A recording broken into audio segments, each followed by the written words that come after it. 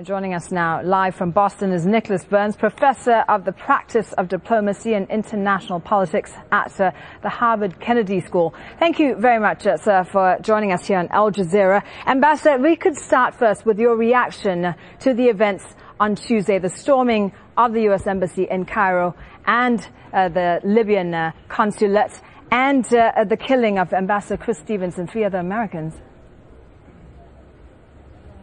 Well, it's been a tragic week for the United States, for the loss of Ambassador Stevens, for the loss of our other colleagues in the American embassy in Tripoli and the consulate in Benghazi.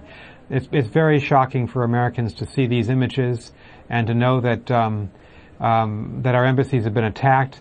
I must say, I think it's very important now that the Libyan government and the Egyptian government stand up, protect our embassies and consulates. They have a legal obligation to do under the Vienna Convention. They have a moral obligation to do that as well.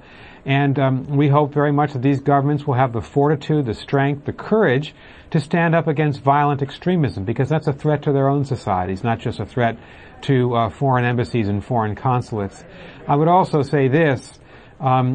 It's obvious that in Yemen and in Libya and in Egypt, you have relatively moderate governments under attack by extremist elements. So we understand that part of this is an internal affair. But we very much would obviously like to see the international community stay engaged to assist these governments in their battle against extremism.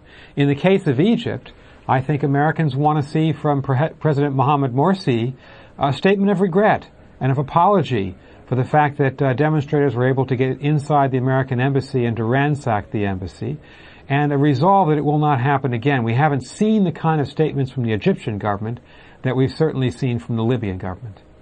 And so why do you think President Obama said that he does not believe that Egypt is an ally, but does not consider them an enemy? What does that statement mean? Well, in diplomacy, an ally is a very specific term. It's used for treaty allies, countries with which you have a defense agreement. So, for instance, the United States has an allied relationship in NATO with 26 European countries, allied relationship with Japan and South Korea. We do not have allied relationships with any countries in the Middle East. Egypt's a friend of the United States. There's no question about that.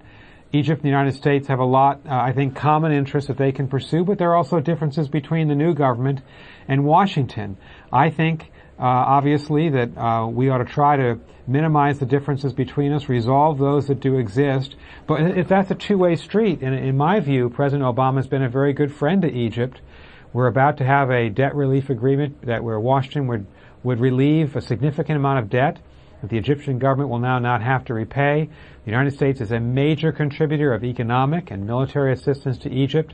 The United States has been, I think, quite open in supporting the process of democratization and a free and fair election in Egypt over the last year. So we do want to see the Egyptian government, obviously, uphold its end of this relationship, and first and foremost is protecting our diplomats. They have an obligation to do that.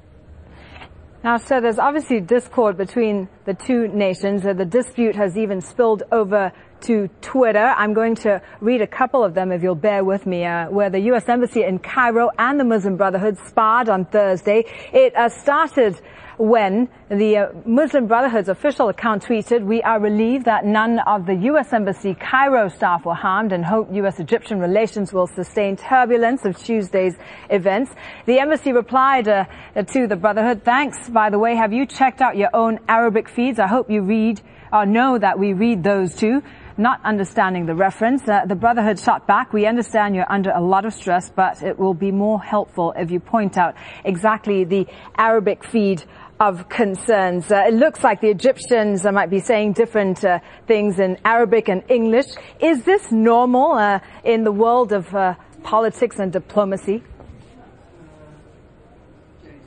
It is normal, even among the best of friends, to have disagreements. No one expects two countries to be in absolute conformity. But in a crisis situation, and we are all certainly in a crisis situation this week in the Middle East, I think it's not unreasonable to expect that the Egyptian government will stand up and implement its own commitments, not just to the United States, but to all countries that have embassies and consulates in its country.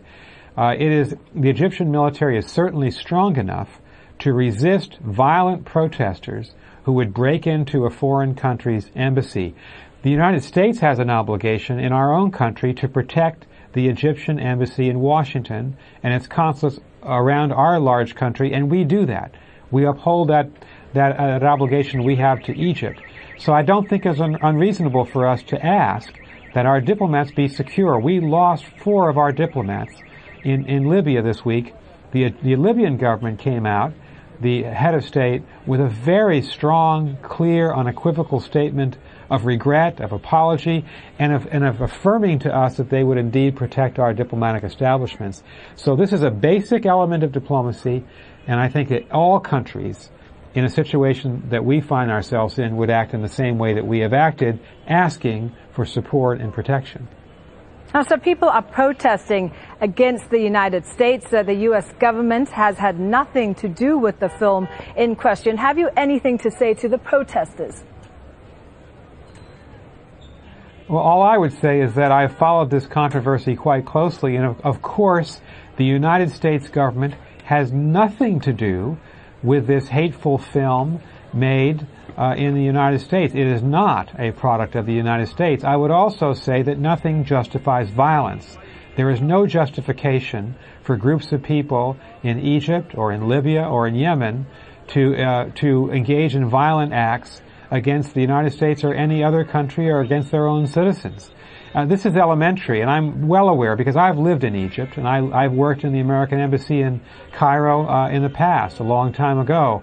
I know that the vast majority of Egyptians are fair-minded people, they're democratic people, and they wish the best for Egypt's relations with the United States. I know we're only dealing with a minority of people here, and that's why the Egyptian government really has the responsibility here to step up and to provide the security and the support that their friend needs at this time. Ambassador, thank you for your time.